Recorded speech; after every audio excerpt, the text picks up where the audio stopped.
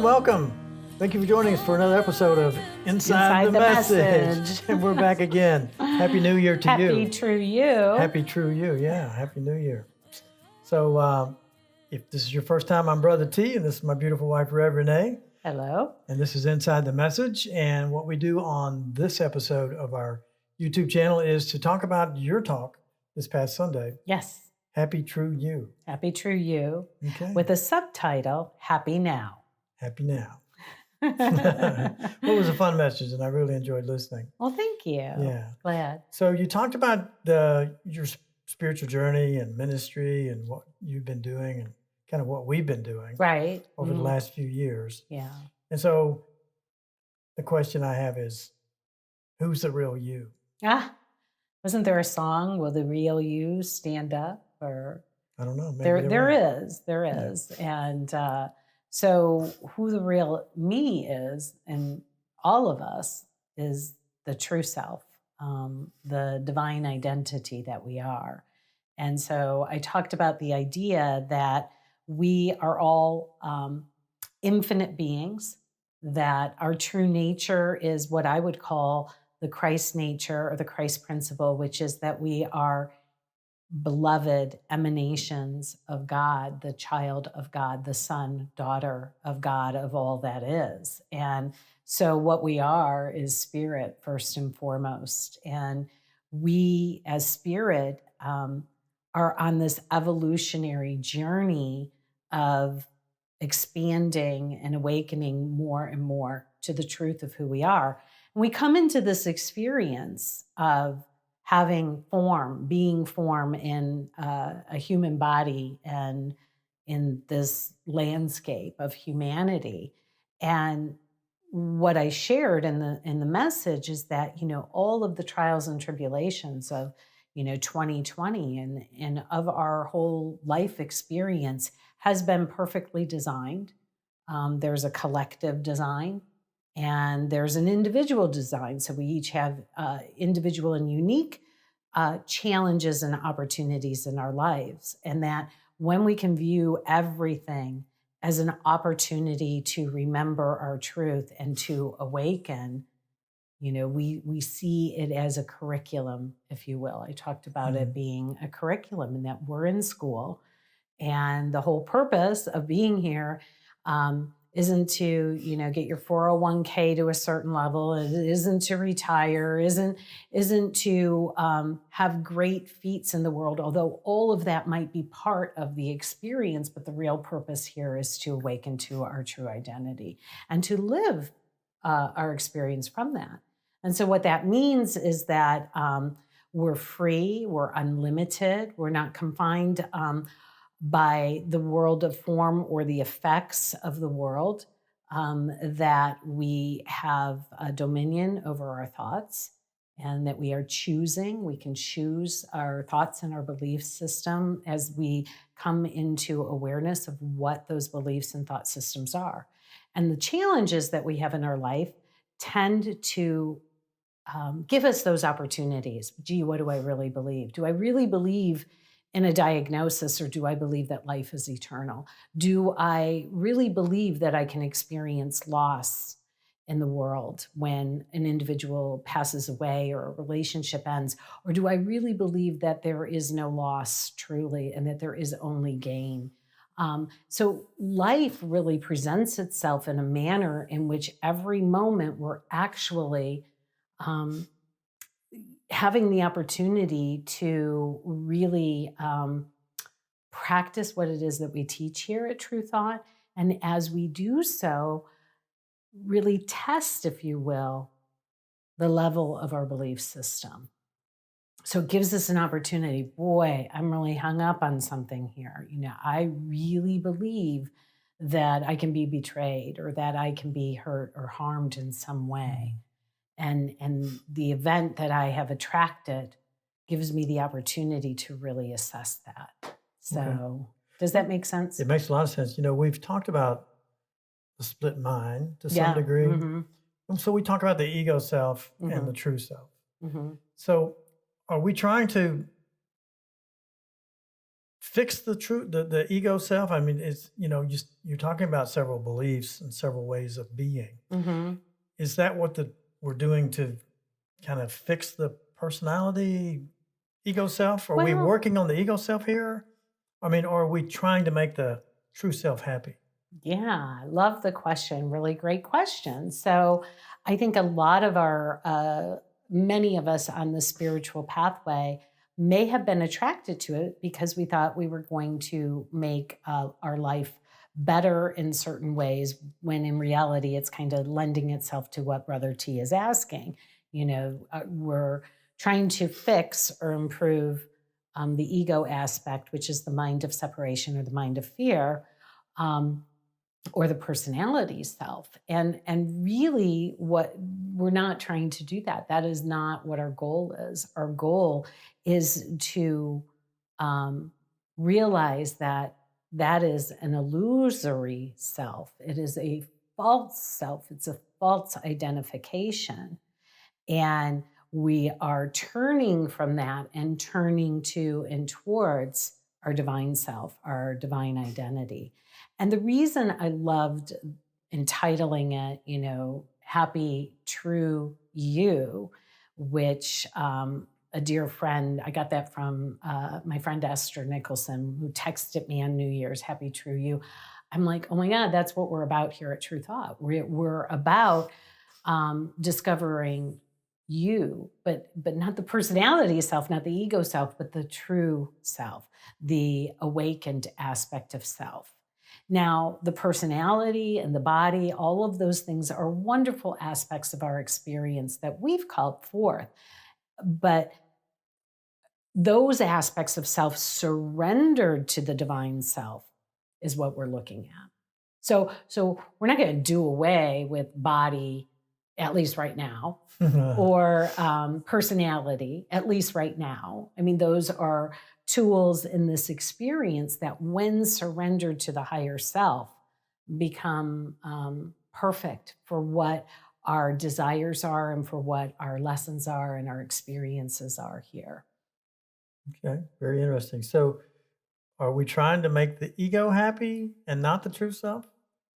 I mean, how do we make the ego We're not trying to make the ego happy. We're not? No. Okay. We're trying, first of all, we're not trying, we're offering and surrendering, And as you would teach in A Course in Miracles, the ego is not your friend. That's what you would say. I would say that just like the body and the personality, that the ego also surrendered to spirit is really what the goal is. And so instead of having a life that is being led by fear, it's really to know that fear has no reality or truth, and that we're turning to love. Right. And love is. So would it be fair to say then that you're really trying to nail me down on this, huh? Well, am I not answering your question? Well, you are answering the question, but it's bringing up more questions. Got it. So that never happens with him. So would it be fair to say that we're trying to get the ego to quit dominating our mind? Yeah, that would be fair. Okay. Yeah. And what does that mean, though? Well, it means that we... To you.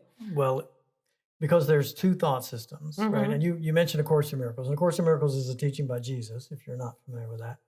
That was channeled almost 50 years ago now. And in there, he talks about the split mind, and he talks about the true self, and he refers to it as the Holy Spirit, but he says it's nothing more than your right mind. Than your right mind. Yeah. Yeah. But he kind of says that we are like consciousness, and we're giving our attention to one thought system or the other.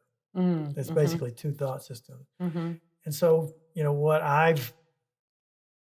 how I try to grapple with that, and it is challenging, because my whole life I was just conditioned to listen and didn't even know there was another thought system. So I've been really tuned in and conditioned and to be dominated by thoughts of fear. So you talked about a diagnosis or, a divorce or, a loss of job or whatever it is, the world out there. Mm-hmm. And so we can easily, the ego is really good at practicing judgment. I mean, at least mine was and is. So I'm always going around my life practicing, this is good, this is bad, move towards what's good, move towards Right, what. right, right. So when it comes to this other thought system, it kind of is like, at least what I've been able to pick up on it is that the ego is always seeking to be happy, Mm-hmm. but the true self is already happy, regardless of what's going Right, on. right. So, one of the illustrations in the message was, the Michelangelo's David, which is, a renowned sculpture.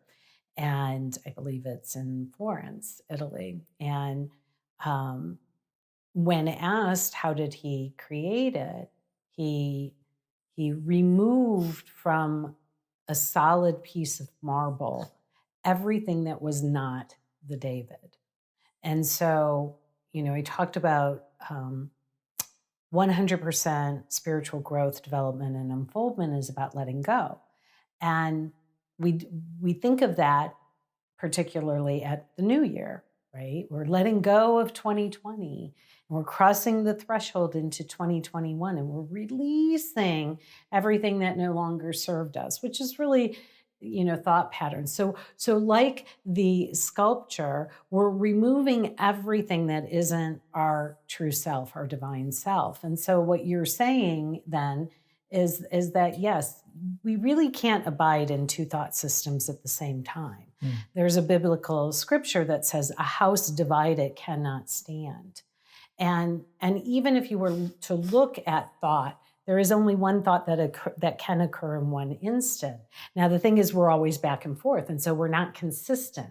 What we've been talking about is that fear has no place in this experience. Mhm. Like, so what our goal, and this isn't meant to be judgmental, it's meant that when we feel fear, we actually feel it, but we pause and look at it. And so, we're talking about this process of looking at this and is it fear or is it love? And everything that is fear, we're letting go.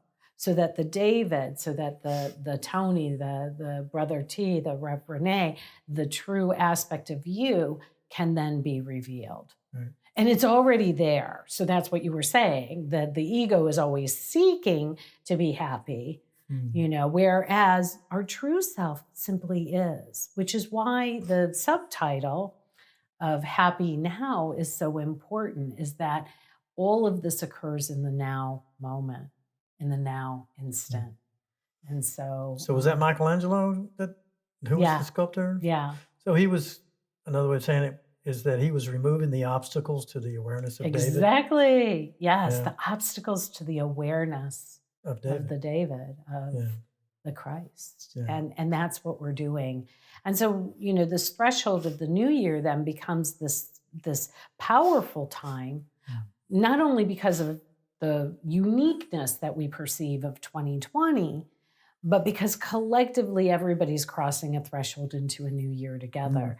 And so sometimes there's a lot of pressure connected with it, but I'm like, the happy now is that it's actually every moment we're choosing. Right, Am I going to be in thoughts of truth, of love, or thoughts of fear? right. So I'm seeing an image of a caterpillar Yeah. and a butterfly, Hmm. and you can't be both. You cannot be both. But you are both, but you can't be both simultaneously. Well, inherent in the caterpillar is the butterfly. Exactly. Yeah. Yeah. And so the caterpillar, there is a desire, a drive, a intuitive nature within it that does what it does to release being the caterpillar. And like the caterpillar butterfly, we must desire to fly, to soar, to be the butterfly more then we want to cling to being the caterpillar. But it's fair to say there is a transformation. Yes, absolutely. Right. We're all in the chrysalis right now. We're all in this ooey gooey mess that looks messy but is perfect. Right. But what emerges is a different expression. Yes. Is that fair to say? Yes. Okay. Yes. I like that. A beautiful expression. We kind of tiptoed into the talk that's coming up this Sunday. It's going to be about this particular subject, but did we tiptoe? We tiptoed. We tiptoed. Did you lead me or not really? Yeah, but then I started to realize it when you started talking about it. Yeah. But I'm not going to be using. We won't be using the caterpillar, but we might mention this conversation. But okay. Anyway, I think that's really at the end of the day, we can look back on 2020. As you said, it's a chrysalis. I think, boy, 2020 was a really good example of a chrysalis because we're all feeling like we're kind of jammed into this ooey gooey mess. And there is a potentiality, I believe, for transformation to a new way of being and expressing in 2021. And that's why I really took away from your talk that you're really pointing to that. And I'm pointing to that it's already happened in many ways. Like we talked about the vibrational shift. Yes. And that has already occurred. And in that shift, everything becomes so uncomfortable that doesn't belong anymore. Those obstacles to the presence of the Christ as it becomes uncomfortable individually as well as collectively. I got to say, right as we are recording this, there's chaos in our world. There are, these hooks and these distractions. So politically, this day that we're recording this and we'll air this may go down in history. Will go down in history, that there's a riot in our Congress today. There's an armed infiltration. And there is, and I don't want to go political at all, but I'm saying that we look out into the world and things are upsetting. Things are being upset and upsetting. And so, we have a choice, just like with a diagnosis, just like with a shift in relationship, just like, or jobs, etc. Hey, shifts in who's in power, all of these things, there is a disruption going on or, to me, that's the outpicturing of the. You said there's a power struggle. Yes, and that's really, to me, that's just an analogy or a metaphor for what's actually happening. Yes, inside of each of us. Yeah, it's so like we're seeing a power struggle out there. It's because it's going on within us. Because the power struggle is the ego is trying to maintain control. Yeah. But in this new energetic, the transformation is happening, and the butterfly, if you will emerge. Absolutely. Right. And when that happens, then it takes flight into a new dimension of freedom. Right. Because before that transformation, we couldn't see the world from that same place. I mean, especially in that metaphor of a caterpillar, you just imagine crawling around and you got very limited movement. And suddenly now you're in the space of air, and your air now becomes your giving power to your movement. Earth to air. Yeah. And so for us, it's almost like traveling through, learning how to swim in water rather than walking on land. This transformation of consciousness is pretty radical from the perspective of there is definitely a new way of being. We don't even move the same way in water as we do on land. We have to learn how to move in a new way. I swam with the dolphins once, and it was very clear to me that I did not belong in the water. Where they did, and you there was it was like, oh my gosh, I am an alien in this environment. Right. I can put on a mask and my flippers and go out there and pretend that that's my native place for me to be, but it isn't. It is for the dolphins. So that's a really good example. I also want to just take a breath here and pause for a minute. Great conversation. Thank you. for asking those questions about the message. And thank you for listening. And at the end of the message, I also said something about karma, that we were going to touch upon that. And we don't have a lot of time left, but we are going to be meeting for a Zoom here at 7:30 Central Time, so we can continue the conversation there, and perhaps in your message or our messages. The reason I said that is because, and this pertains to the conversation of releasing, the past and stepping into the true you. This concept, sometimes I feel like we've got this ball and chain, and we call it karma. And the ball and chain that we're carrying around sometimes is that this concept and this idea that something that I have done or said, or a belief system that I give my attention to, that what I emit and give out returns to me and must. So the mentality that I have at a certain point in my life will absolutely come back to me at some point in the future. And really what people are talking about is negative things, So you and I have had a conversation that also the concept of reincarnation and bringing the karmic experience from our maybe previous lives into this life.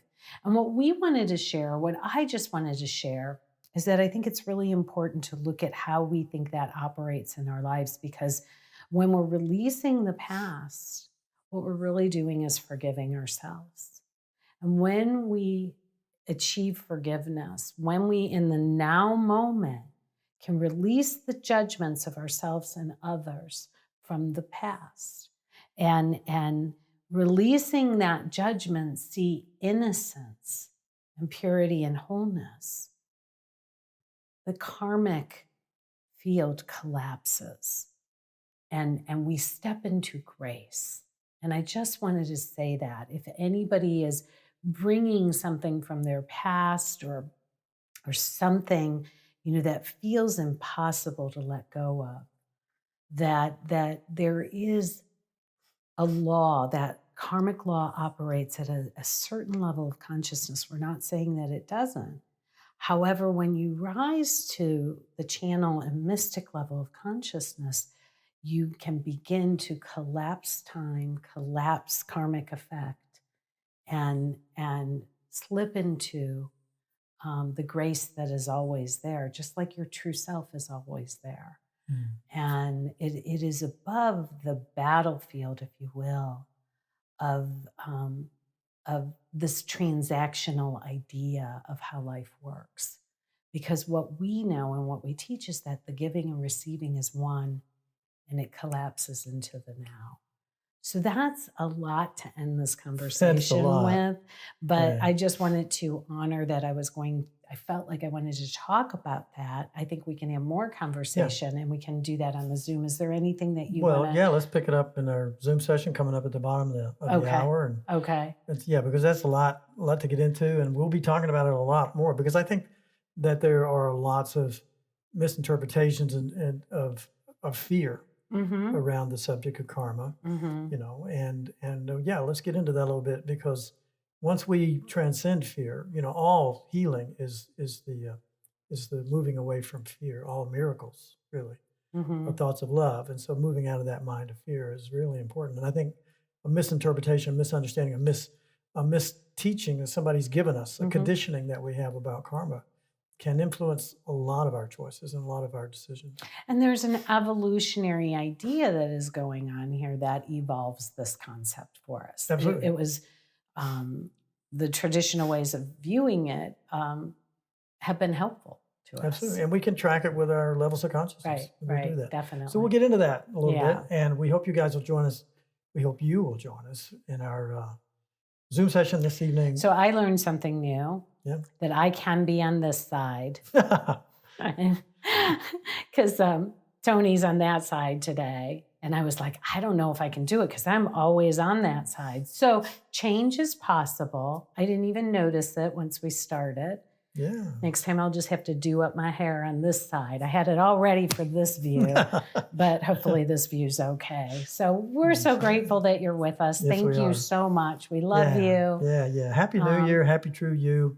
And happy now. Right. Happy now and wonderful. Hopefully we'll see a lot of transformation this year for ourselves. And it's assured. Yeah, absolutely. Yeah. Well, God bless you. We love you. Thanks so much for hanging out with us. And see you soon.